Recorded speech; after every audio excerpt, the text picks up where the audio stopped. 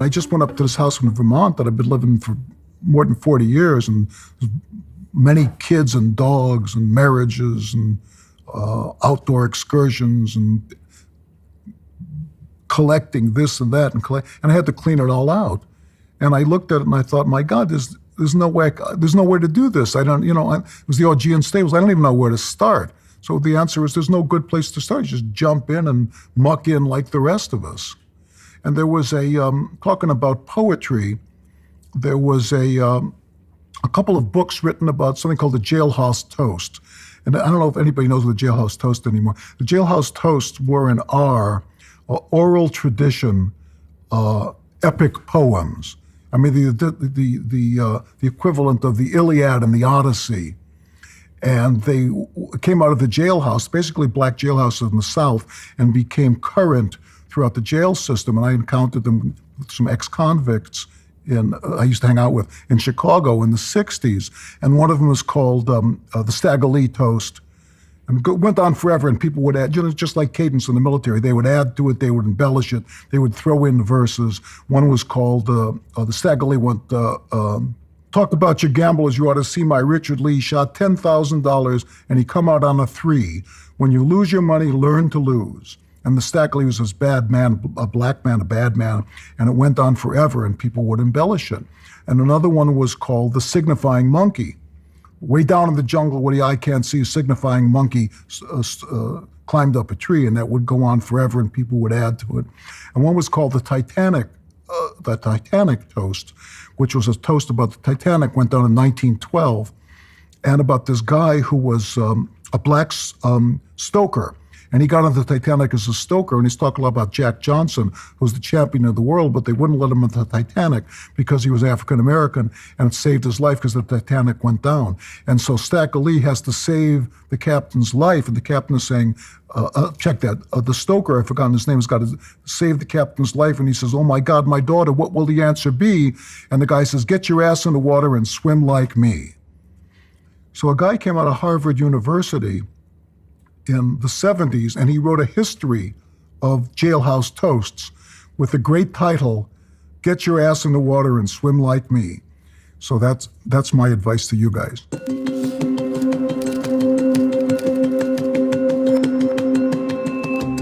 I don't have a secret that I'd like to share with you about my process because I know what my process is, and if I did, I wouldn't tell you for fear of, God forbid, offending it.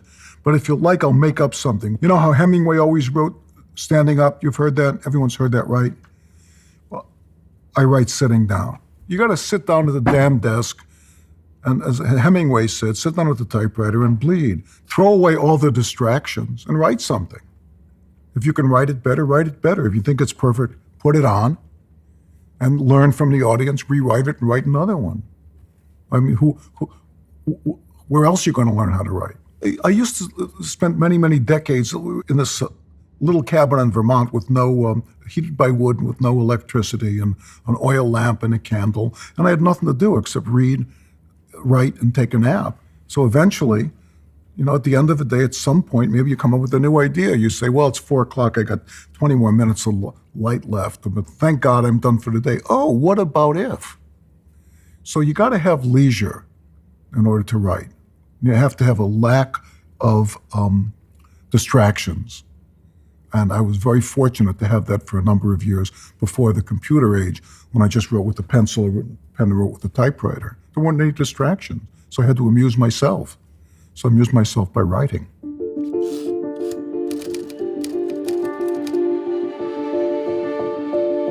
I tried writing on a computer once, I didn't like it, because there's something about the sound and the rhythm and the tactile feel. Because when you're writing, what are you doing? I mean, there's basically nothing there except your own diseased consciousness. So I, anyway, become very, very attached to the very, very few artifacts that are around me, like an old typewriter or an old pen. And also, that's how I make my living. So you ever been lost in the woods, the things that helped you get out, whether, it's a firearm or a knife or a compass, you're going to treasure them. They have a real meaning for you.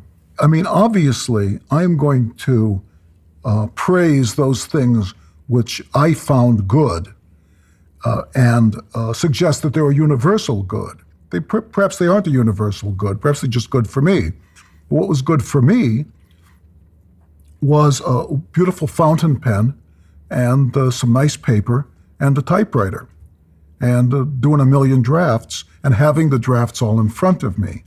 So I never learned to use a computer, and I understand that people do use computers now fairly exclusively, but I wouldn't want to do that, A, because I'm lazy, I don't want to learn the new thing, and B, because I have an affinity for the things that I know and love, and so I'm going to universalize that and saying, oh, that's the only way to write.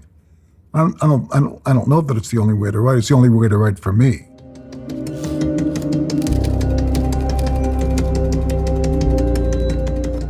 A play's got to be crafted. I mean, you can start with a precipitating event. You can start with a line of dialogue. But what you want to be is inspired, because if it's not fun for you, it's not going to be fun for the audience. If you know at the beginning, you're in a lot of trouble. It's like saying, I know the perfect girl. I'll know her when I see her. Because look here, here's what she's going to be like. Right? Bibbidi bobbidi boo. Right? If you say, yes, I have this feeling about this person over there, but obviously it's not as part of my plan, so I can't pay attention to that, you're in a lot of trouble. It's the same thing. If you start out and you know what that drama is, kabing, when you sit down, you're not delving into your unconscious mind. And so the audience will not participate with their unconscious mind. They will participate with their conscious mind. Oh, yes, I see. Anne Frank shouldn't have been pursued by the Nazis. Thank you. I really, right? But so what? Right? None of them are going to go, ooh.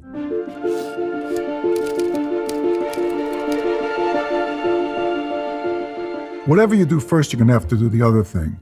Right? If you write the scenes, you're eventually going to have to do the structure, and they're going to inform each other, and you'll reform your diagnosis. If you write the structure first, eventually you're going to have to do the scenes, and they'll reform each other, and the best thing is when you come to the end of the process, you say, oh my God, I was wrong all around.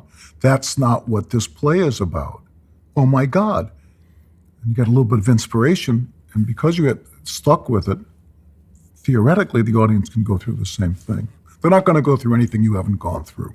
The tough part in dramatic writing for me is at some point you got to say, okay, I'm done screwing around, right? I got 3 hours worth of the most beautiful scenes anybody ever wrote. I'm going to have to sit down and wade through them and throw them out and structure them into something that I don't want. There's nothing in the world I would rather do less, but I'm going to do it because I'm tired of these damned notes. And if you go out to where my archive is in Texas, I mean, I have hundreds of pages of notes on movies. I can't figure it out until at some point I say, oh my God, duh. And that's why the audience will go through the process, because I went through it.